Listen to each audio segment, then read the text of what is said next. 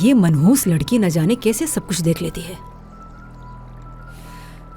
इस लड़की को किसी न किसी तरीके से यहाँ से निकालना होगा, वरना नसरीन तो किसी बड़ी मुश्किल में फंस जाएगी। फातिमा साहिबा, अब ये कहाँ से आ गया?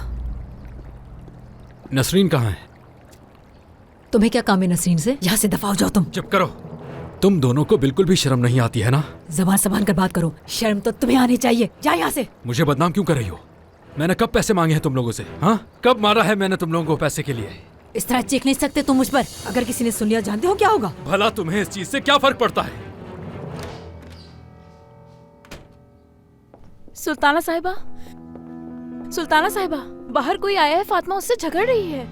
अरे कहाँ है? बाहर गार्डन में है। खैरियत होगी इंशाअल्लाह, अल्लाह हम पर रहम करे। जब देखो इन लोगों की वजह से कोई ना कोई मसला पैदा हो जाता है।